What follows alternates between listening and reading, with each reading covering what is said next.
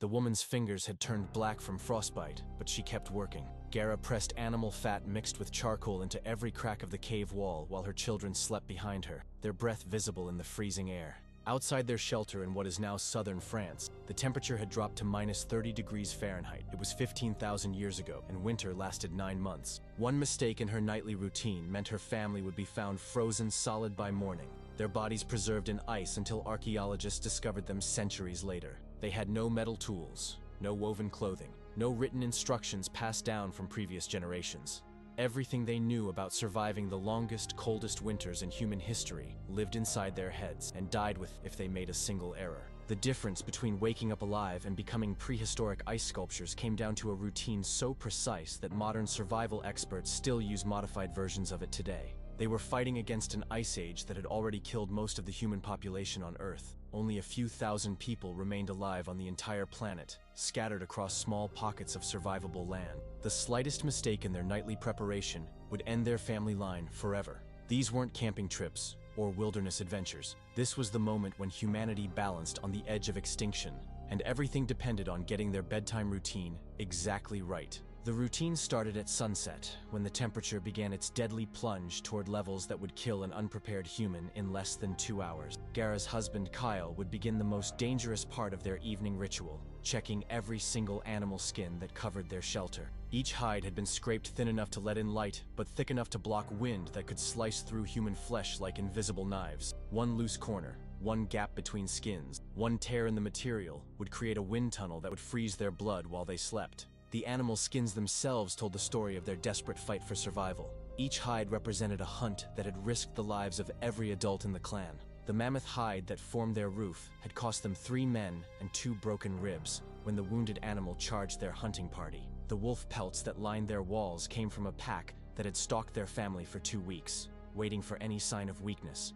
The bear skin that blocked their entrance was taken from a creature that had killed Kale's brother the previous winter, leaving claw marks on the cave wall that served as daily reminders of how close death always waited. They were precision-engineered survival equipment that had been modified using techniques that took generations to perfect. Each hide had been processed using a method that removed every trace of fat and tissue that could rot and create gaps in their shelter. The process involved scraping each skin with stone tools for days, until it reached the exact thickness needed to block wind while remaining flexible enough to seal tightly against the cave wall. One hide that was scraped too thin would tear under wind pressure. One hide that was left too thick would create gaps that would funnel deadly cold air into their shelter. His fingertips had developed calluses so thick they could detect air movement that would be impossible for modern humans to feel. When he found a gap, he would stuff it with a mixture of grass, animal hair, and clay that dried hard as cement. The process took him nearly an hour every single night. But families who skipped this step were found dead by morning, their bodies positioned exactly as they had fallen asleep, frozen mid-dream. While Kale sealed their shelter, Gara prepared the fire that would either save their lives or kill them. Too small, and they would freeze. Too large, and the smoke would suffocate them in their sealed cave. The fire had to burn at exactly the right temperature to heat their shelter without consuming all their oxygen. She had learned to judge the perfect flame height by watching how the smoke moved across the cave ceiling. If it swirled in tight circles, the fire was too hot. If it drifted straight up and disappeared, it was too cold. Getting it wrong meant waking up dead. Pine produced too much smoke and would kill them. Oak burned too hot and would consume their limited oxygen. They needed birch bark mixed with specific types of dried moss that burned clean and steady for exactly 8 hours. Each night, Gara counted out pieces of fuel that had been cut to precise lengths, creating a fire that would burn perfectly through the night and die out just as the sun rose to warm their shelter naturally. Finding the right fuel meant traveling dangerous distances from their shelter during the short summer months. Birch trees grew only in specific valleys where glacial runoff created small pockets of survivable land. Reaching these trees required crossing territories controlled by other desperate families who would kill for access to survival resources. Gara's clan had developed a system of fuel gathering that required every adult to memorize exact locations of birch grove, alternate routes to reach them, and emergency hiding spots in case they encountered hostile families during collection. The dried moss that mixed with birch bark grew only on rocks that had been soaked by glacier melt for exactly the right amount of time. Too little moisture, and the moss wouldn't burn cleanly. Too much moisture, and it would produce deadly smoke. Finding moss in perfect condition required understanding glacier patterns, weather timing, and the precise chemistry of different rock formations. This knowledge had been accumulated through generations of trial and error, learned from families who had suffocated in their shelters after burning moss that wasn't properly prepared. Pieces that were too large would burn too hot and consume oxygen. Pieces that were too small would burn too quickly and leave gaps in heating that would allow the shelter to lose critical warmth. Gara used a measuring system based on the length of her thumb joint, a standard that had been passed down through her family line. Every piece of fuel was exactly 2 thumb joints long and 1 thumb joint wide, cut at precise angles that allowed air to flow around the wood in patterns that created the cleanest possible burn. Next came the most crucial decision of the night: sleeping arrangements that could mean the difference between life and death. The family couldn't sleep directly next to each other, because their combined body heat would create moisture that would freeze into ice crystals inside their shelter. But they couldn't sleep too far apart, because they needed to share warmth to survive. They had to arrange themselves in a specific pattern that allowed air circulation while maximizing shared body heat, but not touching. Each person slept inside their own animal skin sleeping bag, positioned exactly 18 inches from the next person. This distance had been perfected through trial and error by families who hadn't survived the learning process. Too close, and their breathing would create deadly moisture. Too far, and they would freeze from lack of shared warmth. The 18-inch rule had been passed down through generations of survivors, learned from the frozen bodies of families who had gotten it wrong. Before climbing into their sleepings, each family member performed a ritual that would seem bizarre to modern humans, but was absolutely essential for survival. They removed every piece of clothing they wore during the day. Keeping clothes on while sleeping was a death sentence, because any moisture from sweat would freeze during the night and turn their clothing into sheets of ice that would freeze them from the inside out. Instead, they slept naked inside sleeping bags made from multiple layers of animal fur, with the fur facing inward to trap warm air against their skin. The outer layer was made from bear hide, thick enough to block wind, but flexible enough to allow movement. The middle layer was rabbit fur, which trapped air and created insulation. The inner layer was soft deer hide that wouldn't irritate skin during 8 hours of contact. The 3 layers were sewn together using thread made from animal sinew, creating sleeping bags that were more effective than anything modern technology produced until the invention of synthetic insulation in the 1950s. Creating these sleeping bags required skills that few humans possessed, even among the survivors. The bear hide outer layer had to be processed using a technique that preserved the hide's strength, while removing every trace of the bear's scent, which would attract predators to their shelter. The process involved burying the hide in a mixture of clay and specific herbs for exactly 14 days, then scraping it with stone tools until it reached the perfect thickness.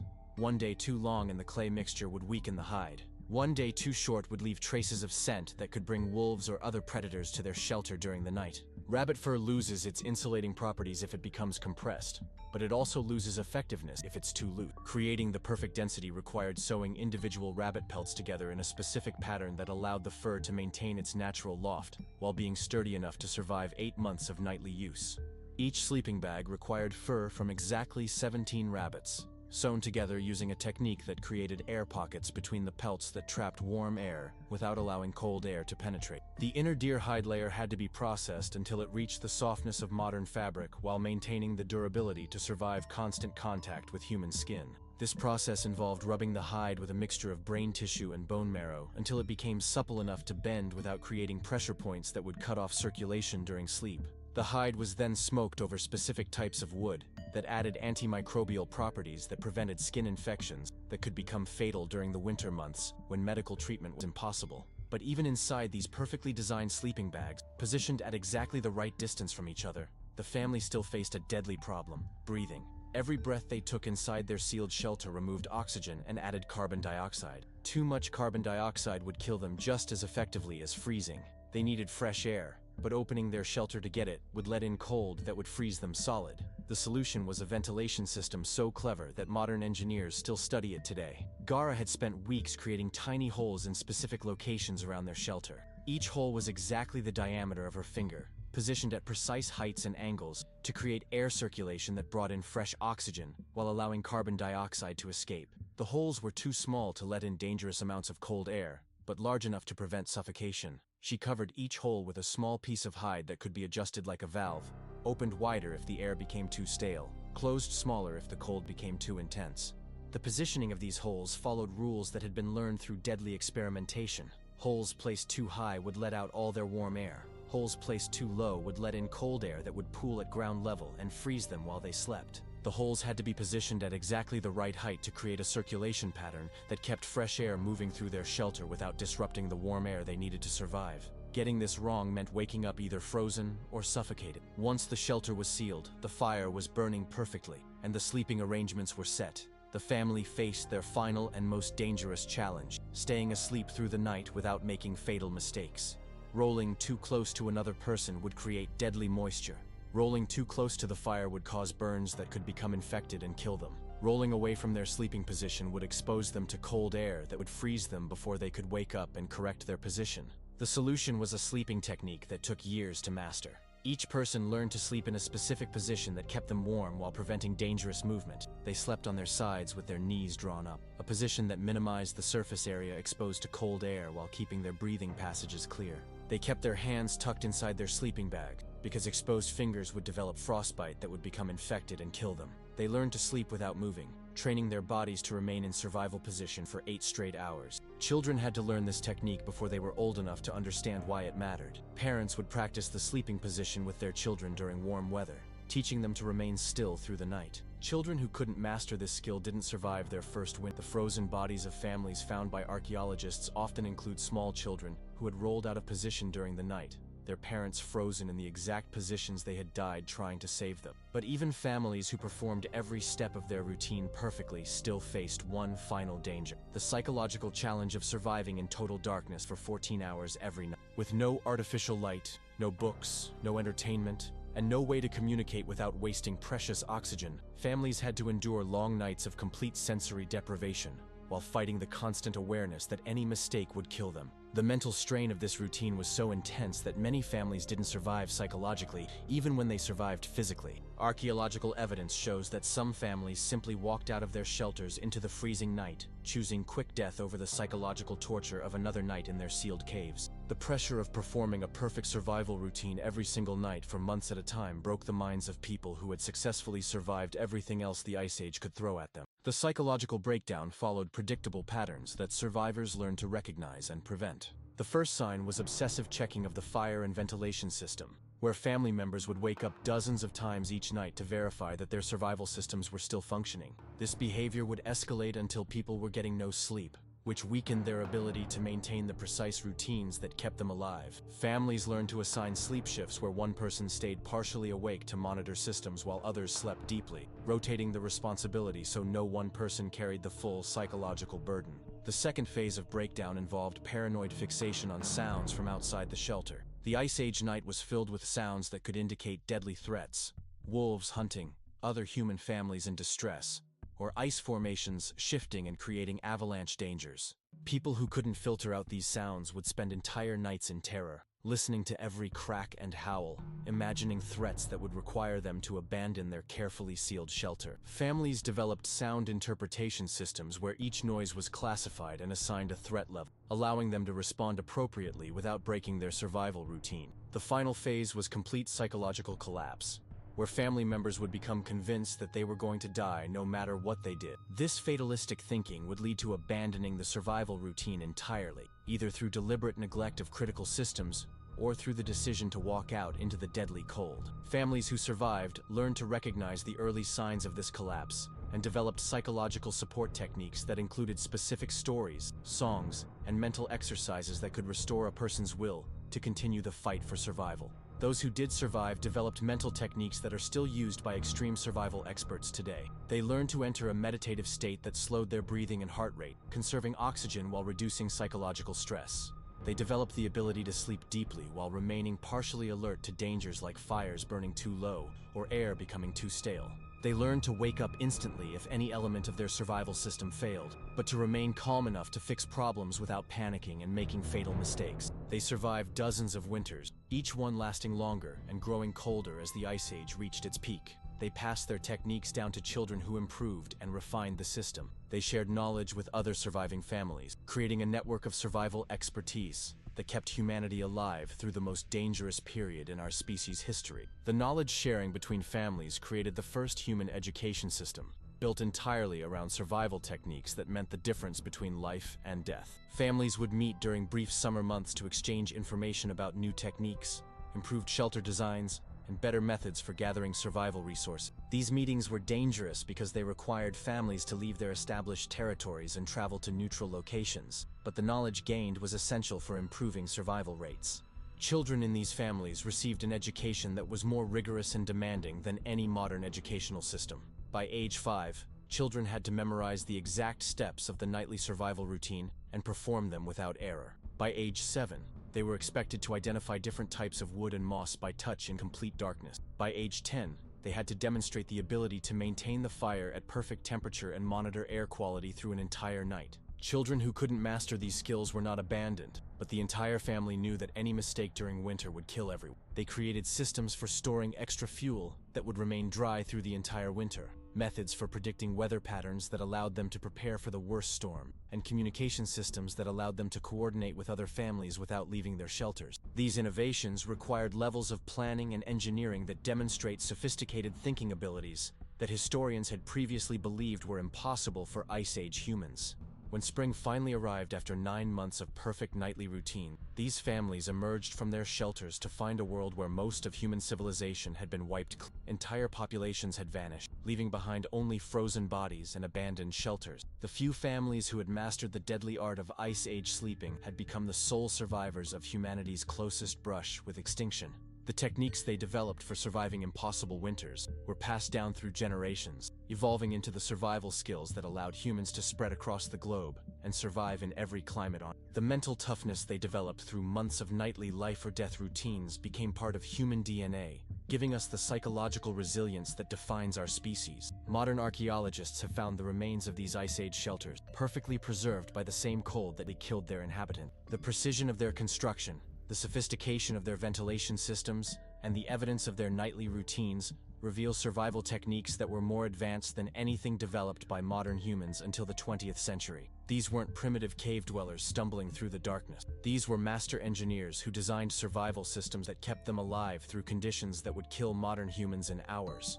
The woman with frostbitten fingers who sealed cave walls with animal fat every night for 6 months wasn't just trying to stay warm. She was performing the final act in humanity's greatest survival story, the moment when our species proved it could survive anything the planet could create. Her nightly routine wasn't just about getting through one more night. It was about ensuring that humans would still exist in the morning, that our species would survive to build civilizations, invent technologies, and explore the universe. When Gara woke up each morning after another perfect night of survival routine, she wasn't just greeting a new day. She was confirming that humanity would continue to exist, that the techniques keeping her family alive would be passed down to children who refine them further and survive even longer. Every morning she opened her eyes was another victory in the war against extinction. Another day humanity had earned through perfect execution of the most important bedtime routine in history. Every time a modern human checks that their doors are locked before bed, adjusts their thermostat, or makes sure their smoke alarm is working, they're performing simplified versions of the routine that kept Gara's family alive. The need to prepare carefully for sleep, to control our environment, and to eliminate dangers before we allow ourselves to become vulnerable for 8 hours comes directly from ancestors who knew that sloppy bedtime preparation meant death by morning. Today's humans sleep in climate-controlled rooms with multiple backup systems, but we still follow the basic principle that kept Ice Age families alive, the understanding that night brings dangers that must be carefully prepared for and methodically defeated. The routine that saved humanity from extinction lives on in every careful parent who checks on sleeping children, every homeowner who double-checks their security system, and every person who takes time to prepare properly for the vulnerability of sleep. The night routine that kept early humans from freezing to death became the foundation for every survival technique humans have ever developed. It taught us that preparation saves lives, that attention to detail makes the difference between success and failure, and that the most important routines are the ones we perform when our lives depend on getting them exactly right. These lessons, learned in Ice Age caves by families fighting for humanity's survival, continue to guide human behavior every single night as we prepare for sleep in a world that our perfectly prepared ancestors made possible.